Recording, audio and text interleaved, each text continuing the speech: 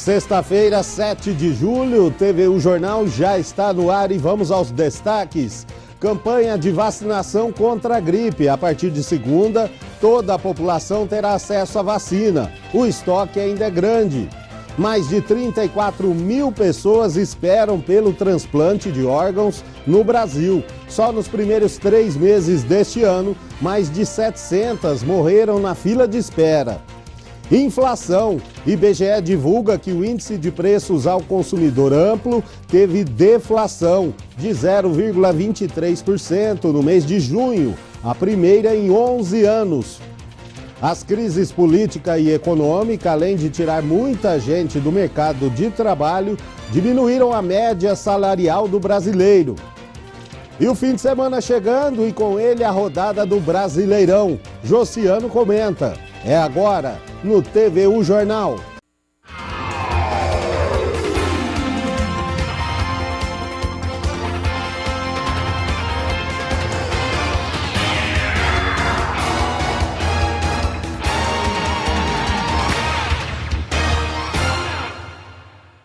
Olá, boa tarde.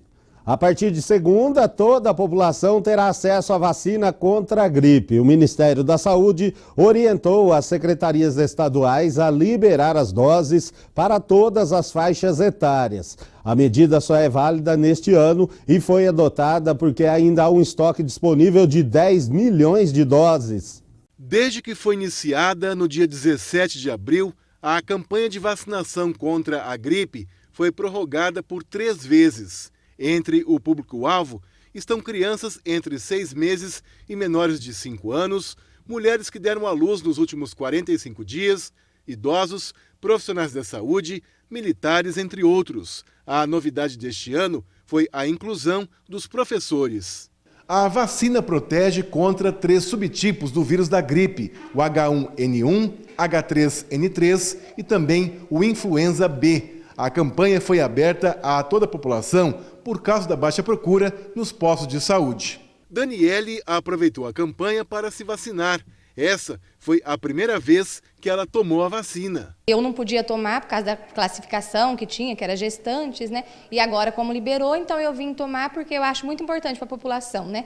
A gente deve se imunizar, né? Tantas doenças que está tendo por aí, então eu acho muito interessante. Kalinka também veio se vacinar. Ela diz que é importante poder se imunizar contra a gripe. Aproveitar, né, que abriu para toda a população, para a gente ficar mais protegido da gripe. De acordo com a Secretaria da Saúde de Votuporanga, desde o início da campanha, foram vacinadas 20 mil pessoas, o que corresponde a 85% dos grupos prioritários. A responsável pelo setor de imunização diz que mesmo com as prorrogações, a meta não foi alcançada. Nós estamos com um pouco de dificuldade com as crianças e as gestantes, que ainda nós não conseguimos atingir a meta de 90% desses 2 grupos. Os demais grupos, como os trabalhadores, pessoas acima de 60 anos, as puérperas, nós já conseguimos chegar aos 90%. Já em relação aos grupos não prioritários, foram vacinadas 12 mil pessoas. Embora eles não estão dentro de uma meta a ser alcançada, né? Mas nós temos vacinado bem. E até hoje, 41 milhões de pessoas do público-alvo se vacinaram contra a gripe no país. O Amapá é o único estado que atingiu a meta, que até este momento está com 95,6% do público-alvo vacinado. E agora a gente vai ver as notícias que movimentam esta sexta-feira na região. Moradores da favela da Vila Itália, em Rio Preto, voltaram a fazer um protesto na tarde de ontem. Manifestantes e policiais não divulgaram o número de pessoas no local. Os manifestantes querem a doação de terrenos ou a urbanização do local onde está a favela. Mas a Secretaria de Habitação recebeu os moradores e disse que o pedido deles não pode ser atendido, mas prometeu a coleta de lixo na área ocupada. A reintegração da posse da área da favela está na Justiça. E assaltantes explodiram 2 caixas eletrônicos de uma agência bancária na madrugada de hoje, no centro de Itajobi. De acordo com a polícia, os ladrões utilizaram dinamite para abrir os caixas. A polícia esteve no local e isolou a área. A rua em frente à agência bancária está interditada. A polícia militar ainda não sabe informar se os assaltantes levaram o dinheiro. A gerência do banco está fazendo o levantamento dos estragos. Um homem de 28 anos morreu após sofrer um acidente na manhã de hoje na estrada vicinal entre Catanduva e Catiguá. De acordo com a polícia, ele seguia de carro pela vicinal quando teria perdido o controle da direção do veículo e foi atingido por um caminhão que vinha logo atrás. Com o impacto da batida, o homem morreu na hora. Já o motorista do caminhão não ficou ferido. A polícia vai investigar as causas do acidente. E essas foram as notícias da nossa região dessa sexta-feira. Para você, um ótimo fim de semana. E você é doador de órgãos? Conhece alguém que já se declarou doador? O país precisa cada vez mais de pessoas assim. É que mais de 34 mil pessoas esperam pelo transplante de órgãos no Brasil.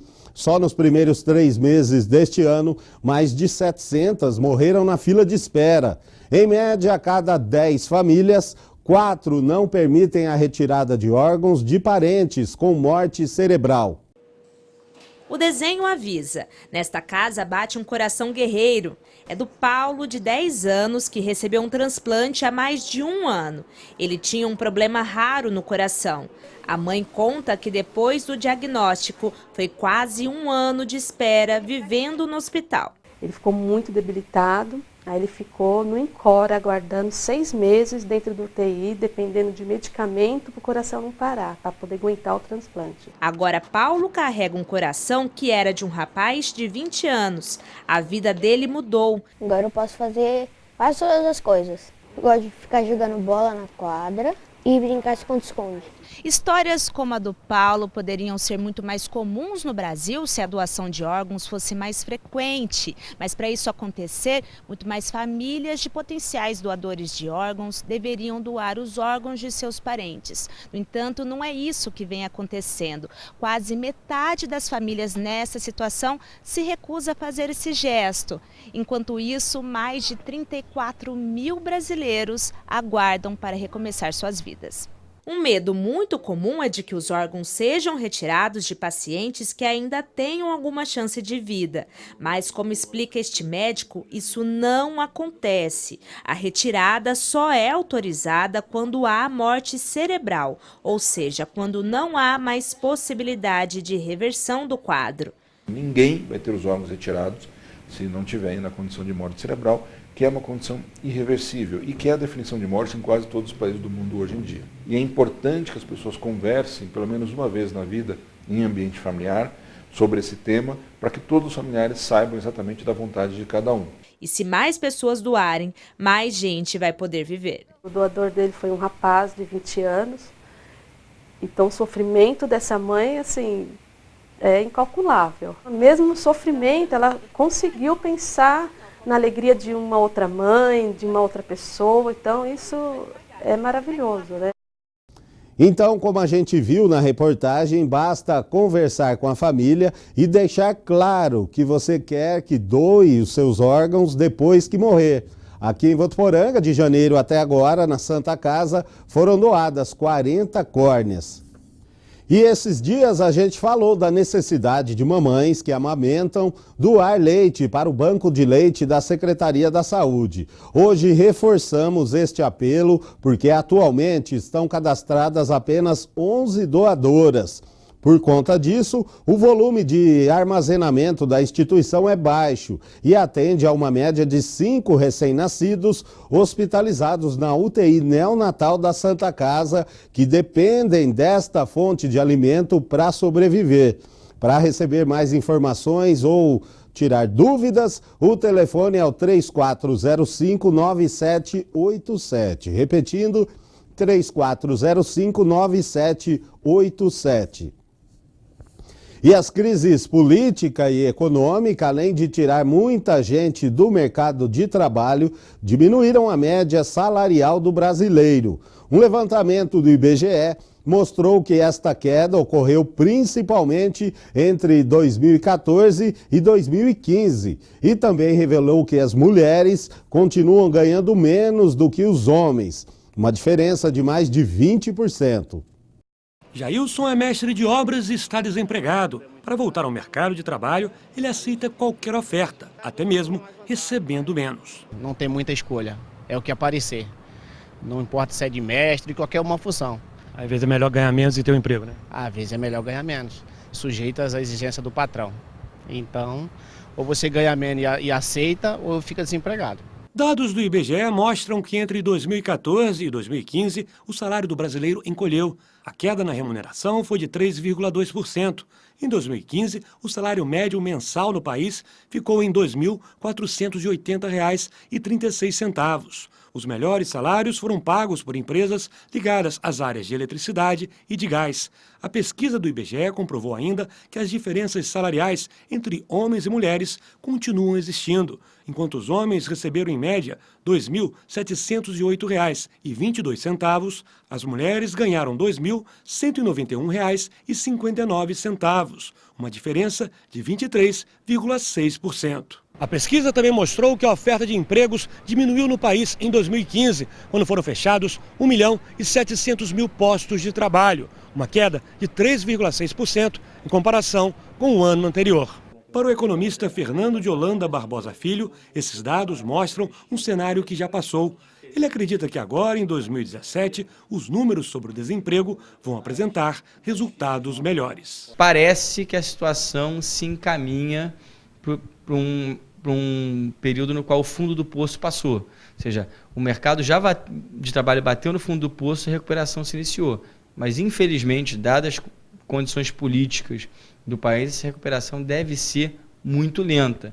O que quer dizer que esse desemprego em nível elevado ele vai continuar por mais tempo, mas a tendência é reduzir o número de desempregados e reduzir a taxa de desemprego ao longo do tempo. E a gente espera que esses números melhorem logo, né? A taxa de desemprego no país ficou em 13,3% no trimestre encerrado em maio deste ano. Em todo o país, são mais de 13 milhões de pessoas desempregadas. E uma boa notícia sobre a inflação. O índice de preços ao consumidor amplo, o IPCA, teve deflação de 0,23% no mês de junho, a primeira em 11 anos, segundo dados divulgados hoje pelo IBGE. O resultado é o mais baixo para o mês de junho desde o início do Plano Real. A última vez que o índice teve variação negativa foi em junho de 2006. O IPCA nunca foi tão baixo desde agosto de 98, quando a taxa atingiu menos 0,51%. Você está pensando em fazer faculdade no ano que vem? Atenção! O governo anunciou novidades para o financiamento estudantil. Estudantes que fecharem contratos com o FIES a partir de 2018 terão que pagar o dinheiro do empréstimo com desconto automático na folha de pagamento após concluírem o curso e conseguirem emprego formal. Além do desconto no salário, o Ministério da Educação anunciou que o FIES passará a oferecer 3 tipos diferentes de contrato. O FIES 1, voltado para alunos com renda per capita familiar de 3 salários mínimos, neste não terá nenhuma taxa de juro real.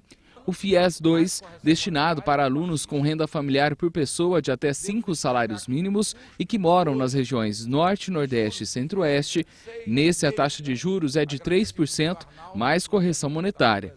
E o FIES 3, voltado para estudantes com renda familiar per capita de até 5 salários mínimos. Para que as mudanças tenham validade, o governo enviará uma medida provisória para o Congresso. A medida, segundo o governo, é uma forma de viabilizar o programa que possui um índice de inadimplência que gira em torno de 46%.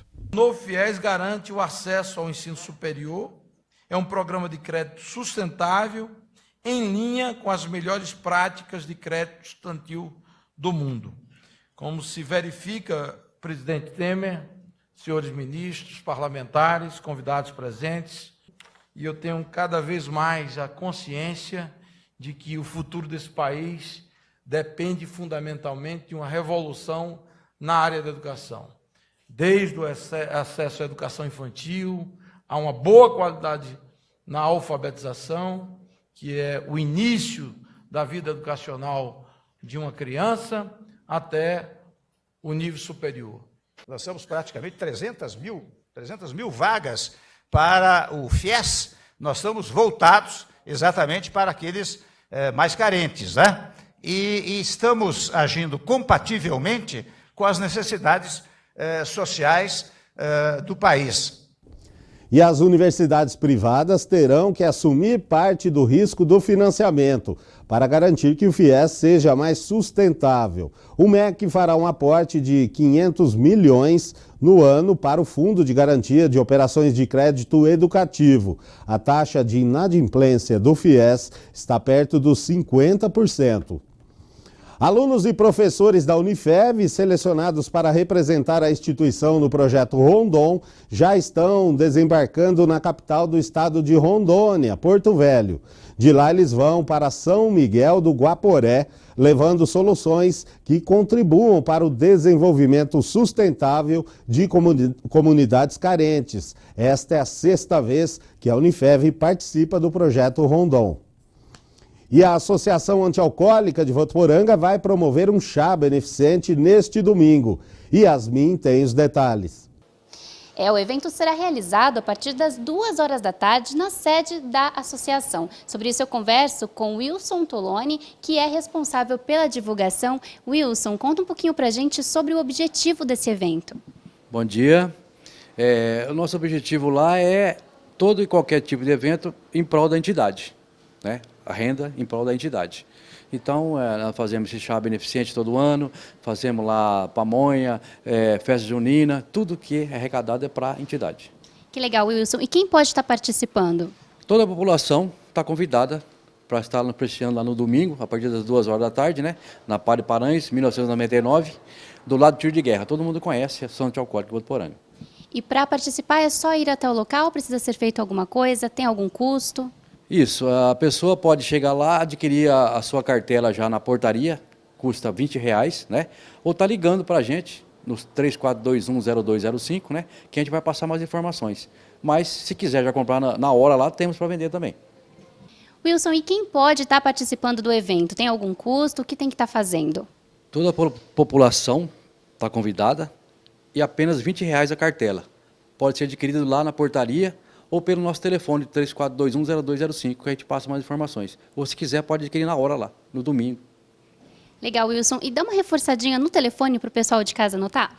Então tá. A partir de domingo, às 2 horas da tarde, nosso chá beneficente é na nossa sede, nossa Associação Antialcoólica de Votuporanga, na Padre Paranhos, 1999, e o telefone é o 34210205.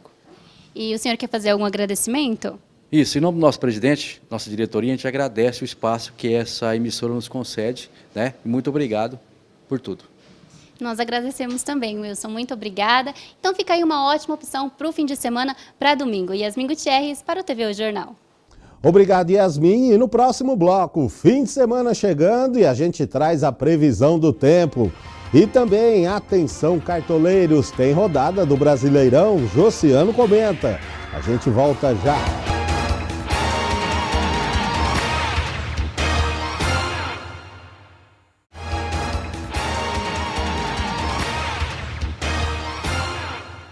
E a última fase para o saque das contas inativas do FGTS começa amanhã, quando 2,5 milhões de trabalhadores que nasceram em dezembro passam a ter o direito aos recursos. As agências da Caixa da região estarão abertas a partir das 9 da manhã.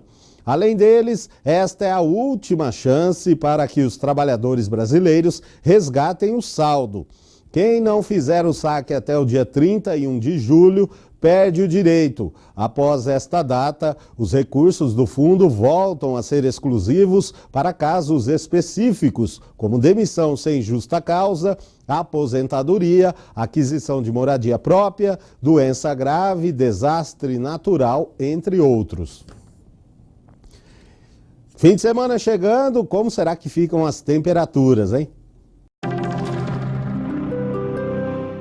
Olá pessoal, sexta-feira segue aí com nebulosidade, né? Tempo continua mais seco em grande parte do estado, o que prejudica bastante a qualidade do ar. O sol aparece entre nuvens na capital e não tem possibilidade de chuva para hoje. As temperaturas ficam entre 12 e 21 graus. Em Rio Preto, o sol também aparece com algumas nuvens e sem possibilidade de chuva. Temperaturas entre 16 e 25 graus. Aqui em Votuporanga, sol também com algumas nuvens e não deve chover. Mínima de 15 e a máxima pode alcançar os 27 graus.